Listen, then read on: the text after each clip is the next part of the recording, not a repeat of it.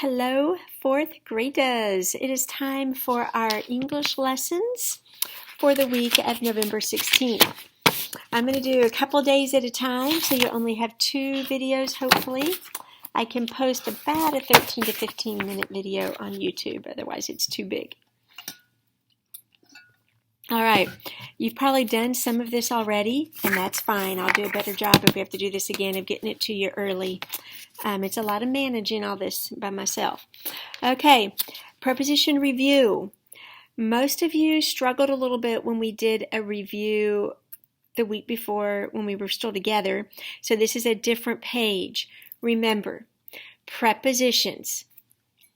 My coffee cup, position, above my head, next to my head, under chin, on hand, with me. A preposition shows position. A prepositional phrase starts with a preposition, ends with a noun. Some of you are liking to end your prepositional phrases with and. And is a conjunction. We haven't even talked about that yet, except when I give you sneak peeks. So remember, prepositional phrase ends with a noun, starts with a preposition. That is the first thing you want to do on this page. Find your prepositional phrases. The magic, and you know I love the magic of prepositional phrases. The magic is that your subject and verb cannot be in your prepositional phrase. That's what makes it so awesome. So when you mark that out of the sentence, it makes it much easier for you to find the subject, the who or what, and the verb or predicate, what the who or what did. So let's look at number 1. Sherry caught a fish in Mexico. Your prepositional phrase is, I'm sorry, Ladder, I can't hear you. Just joking. I can't hear you at all, can I? In Mexico is your prepositional phrase. Who is this sentence about? It's about Sherry. That's 1 line. What did Sherry do? She caught. That's 2 lines. Let's look at number 2.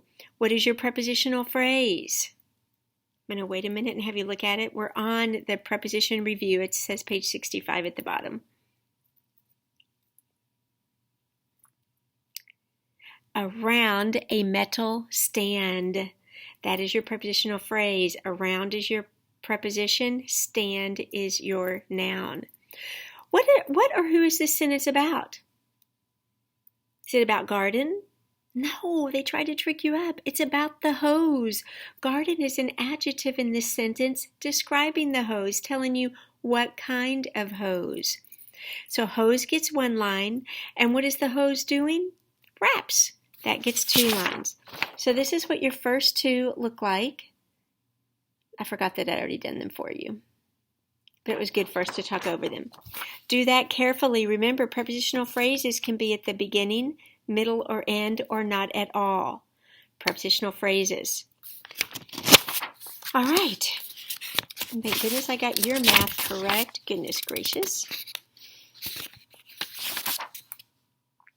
And then you've got a flash from the past. How many prepositions can you remember? Write them down without looking.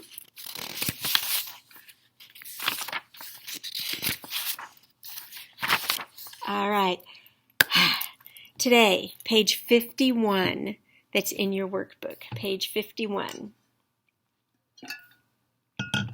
Page 51. Possessive noun singular. This, for most of you, will be new.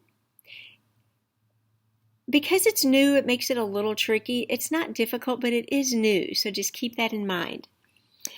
I'm reading from the top box. A singular noun names one person, place, or thing. Planetarium, star, comet. 1 person, place, or thing. Singular means 1.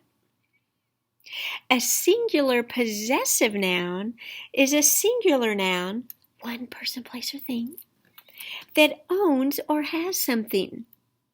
Singular nouns are made possessive by adding apostrophe S to the end of the noun. Now remember, we are not, sorry, I get hot and cold. We are not talking about plurals here.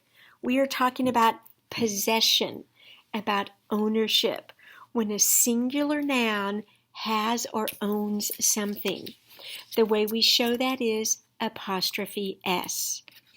Remember, don't think about plurals. This is possession. The telescope of the planetarium. The planetarium's telescope. Whose telescope? The planetarium. So if you look on your page, you can see planetarium has apostrophe S. That's showing that it has something. The science project belonging to Tamra.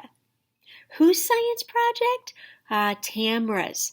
Apostrophe S. She owns or has the science project.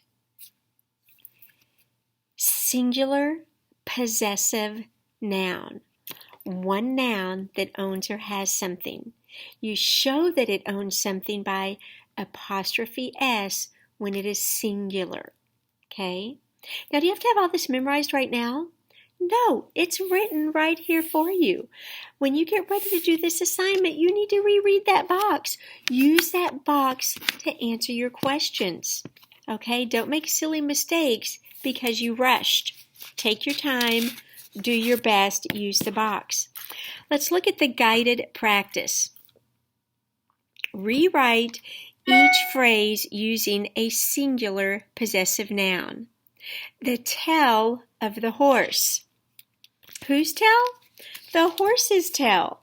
So we're going to write horse, apostrophe S, and tail. That's how that would look. Okay. Next one, the shoe belonging to the baby. Whose shoe? Baby's shoe. Now remember, we are showing ownership here, not plural. So I do baby and I do apostrophe S. I don't change my Y because this is not plural. This is possession, ownership. Whose shoe? Baby's shoe. Practice the rest of these. And you'll notice the lines didn't print. Don't worry about it. Just write it down. You can tell where it's supposed to go. Our printer must be running out of a little bit of colored ink. 7 through 12, write the possessive form of the singular noun in parentheses. In parentheses. So you're going to take the blue word in parentheses, add an apostrophe S. That's as easy as it is. But read the whole sentence and ask yourself the question. Whose Adler Planetarium? Chicago's. This is new, but it's not hard. Okay, on the back page, read the instructions. You do not need to do the apply and write because I'm not there to read it to you. All right, we will be doing more work on this, but right now you just have this one page. I'll take questions on it tomorrow if you have questions, okay? Reread the box. Reread the box. Use that to answer the question. Okay, I'm going to sign off now, and I'll come back with the next 2 lessons.